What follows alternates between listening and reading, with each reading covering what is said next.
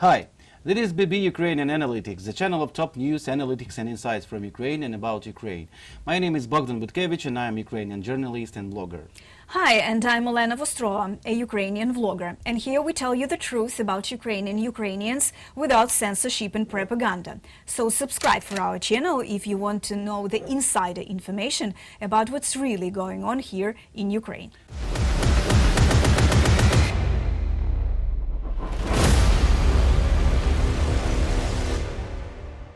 So the first news for today is about Ukraine NATO scandal. Yes, a real scandal around Ukraine and NATO broke out this week after the statement of Stian Jensen. He is the director of NATO's Secretary General Jens Stoltenberg's private office. Actually, he is a senior figure who rarely speaks in public. So at a panel discussion in Norway on Tuesday, Jensen had said, "I think that a solution could be for Ukraine to give up territory and get NATO membership in return." And he also noted that discussion about the Ukraine's post-war status were continuing in diplomatic circles. This comment was picked up by the Norway newspaper VG and quickly spread all around. It was striking because Western allies have long emphasized that Ukraine's sovereignty and territorial integrity is extremely important, and it is actually the basis and starting point for any discussions about Ukraine. Within hours, Ukraine was expressing outrage. Oleg Nikolenko, a spokesperson for the Ukrainian Foreign Ministry, called any discussion of swapping land for NATO completely unacceptable. Consciously or unconsciously, the involvement of NATO officials in shaping the narrative about the possibility of the withdrawal of Ukraine from their territories plays on the hands of Russia, he wrote in a Facebook post. Mikhailo Podolyak, an advisor to Ukrainian President Volodymyr Zelensky's office, tweeted, "Trading territory for a NATO umbrella, it is ridiculous." Interesting, but a lot of the comments of different officials were about ethics. That Jensen does not have a mandate for it. That voicing it certainly does not help Ukraine. That they can understand that thinking, but it's not something that needs to be on the table at this point.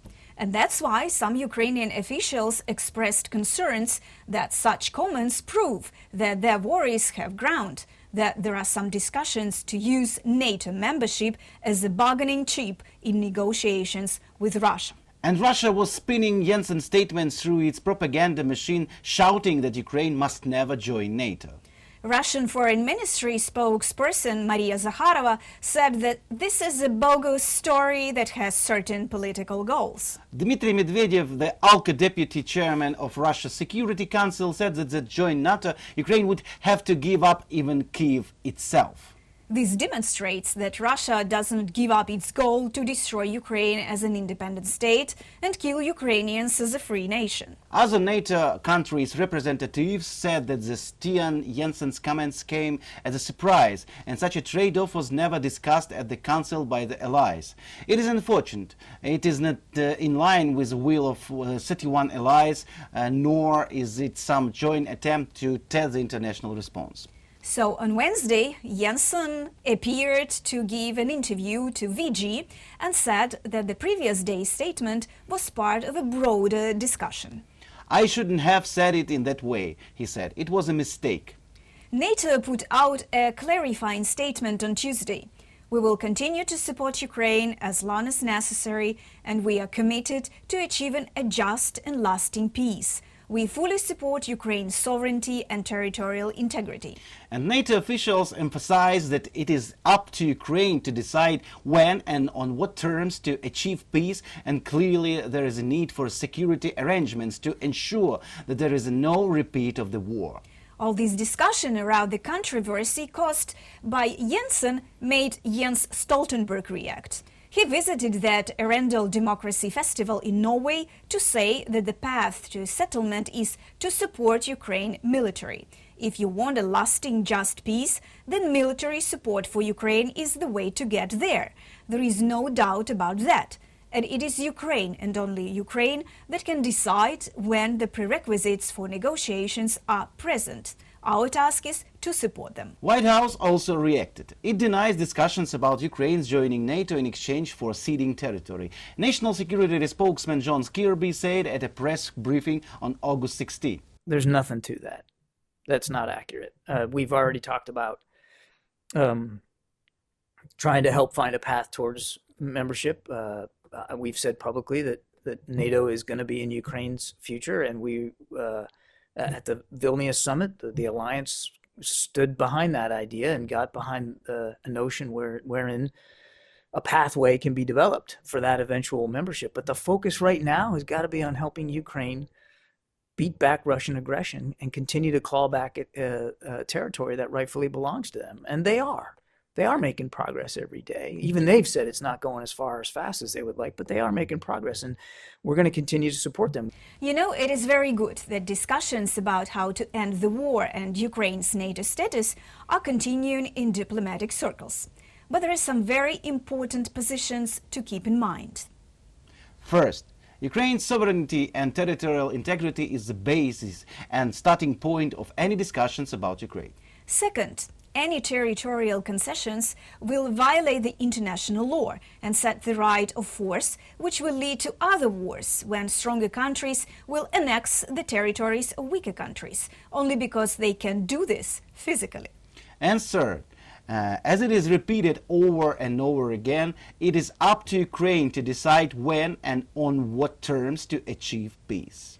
We understand that there is a consensus that NATO countries are not ready for situations that could lead to a clash with the Russian Federation.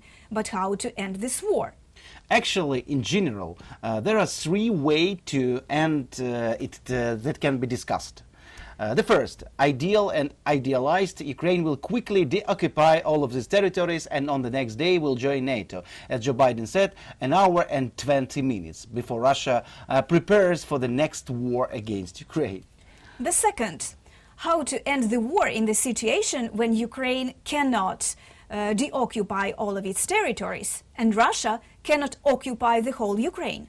So then what? In this situation, Ukraine could receive an invitation to join NATO and the security guarantees, as Finland and Swiss, a nuclear umbrella from the United States, Great Britain and France, for those territories that are under the control of the legitimate Ukrainian government. After this, the membership of the whole Ukraine in NATO would be a question of time. And in this situation, Russia would receive a really strong signal that there is no sense to continue the war, because the occupation of new territories means a nuclear war, which Russia is not ready to wage. But this also seems to be a sort of idealized way as well, because we do not observe the readiness of our Western partners to make this political decision. The alternative to these two ways is a third one. To receive such security arrangements, or it would be more correct to say, aid guarantee that will guarantee technological and economical advantage of Ukraine in its war with Russia. Russia's plan is to wage a long, exhausting, bloody war which will lead to exhaustion of Ukraine's mobilization potential. As Putin says, he will wage this war till the last Ukrainian. And we should understand that the mobilization potential of Russia is much higher than ours. Just compare. Russia has about 140 million people. Ukraine now has 30 million people. Suffice it to mention that we had about 43 million people before Russia's full-scale invasion. And Russia plans to continue this war until it kills the Ukrainian people, Ukrainian nation.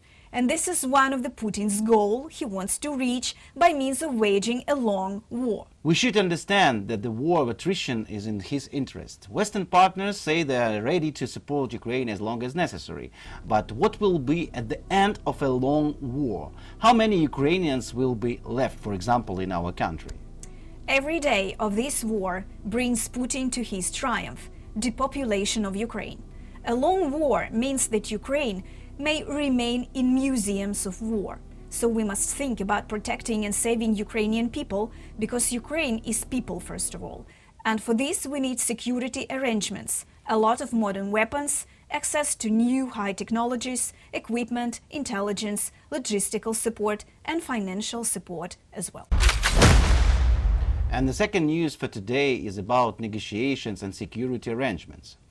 The voices about the need of negotiations between Ukraine and the Russian Federation are beginning to sound louder and louder in the West. They say the conflict is coming to a strategic dead end in the military sense. Therefore, there is no point to continue the war. This is a completely false statement. First, the hostilities are only now entering the stage of decisive battles in this year's campaign of Ukraine, which goal is to cut the land corridor to Crimea. And the real results of the Ukrainian offensive campaign can be assessed no earlier than in 2 months. Second, Putin is not interested in any peace. The absolute strategic failure of the war in Ukraine for the Russian Federation means that the only continuation of this war guarantees that the Kremlin elite can stay in power. After all, if the war ends, the whole huge tangle of problems and contradictions which the war is taking upon itself now will immediately tear Russian society apart from the inside. The Kremlin understands this very well, so it is obviously betting on a permanent war. Russia is preparing a new round of mobilization, and only the pseudo-elections on the September 15 in the occupied territories of Ukraine held back Moscow from the direct announcement of this new mobilization wave. And also the presidential elections in the spring of 2024, where Putin will be re-elected with maximum legitimacy. And the Russian society during the 1.5 years of the war obviously did not accept only one thing: the mass mobilization last fall. Therefore, the mobilization will be hidden, but it will definitely take place. Under the peace talks, Russia is preparing to play at exhaustion and wants to sit out all its enemies with the support of China, and the complete cynicism of such countries like India, which are ready to trade with any aggressor for their own benefit. Third, the most important thing for Ukraine in such condition is to maintain the level of financial and military aid at a constantly high level. The level that should clearly show Putin that it will not be possible to sit out and outlast anyone. There will be so much aid that Russia will lose the war of attrition. Moreover, there must be guarantees that the level of this aid will not depend on changes of governments in Western countries. And this aid must be guaranteed for many years in order to finally make impossible the scenario when someone gets tired of supporting Ukraine. Such guarantees of security aid are exactly what Kyiv needs right now. Ukraine already perfectly understands that we will fight the Russians ourselves. This is our war. We understand that we will not be accepted to NATO until the end of hostilities. But the longer the hostilities continue, the more losses Ukraine bears in all senses, and NATO becomes even further away from us. Therefore, to prevent the scenario of a war of attrition, where Russia will use its advantage in manpower and resources, we need a high-tech war, in which high-quality artillery, ammunition, drones will eliminate the advantage of the enemy's manpower. When the presence of air defense and our own long arm will allow an asymmetrical response to any attempts by Russia to launch missile strikes on the territory of Ukraine. If the West wants to reduce its spending on our war, it should be ended as soon as possible. And it can be ended faster only at the expense of the technological superiority of the armed force of Ukraine over the Russian army. Therefore, Ukraine needs guarantees of uninterrupted assistance without restrictions. Ukrainians are ready to fight for themselves, and we are aware that no one but we will win this war, and that no one will give us any security guarantees until we win the war ourselves. But the loss of Ukraine for the West, in addition to the security problems of the spread of the war to Europe, will also result in huge losses. After all, then it will turn out that all the sanctions, all the losses incurred due to the sanctions of the West, policy did not lead to anything. Therefore, guarantees of money and weapons are what Ukraine needs right now. With a clear algorithm for joining NATO after the end of the hostilities. That's all for today. Please write your comments right under this video. Give us your like and subscribe for our channel, the channel of top news, analytics and insights from Ukraine and about Ukraine. Here we give you the Ukrainian worldview for the world. So subscribe for our channel if you want to know what's really going on here in Ukraine from the inside. See you. Papa.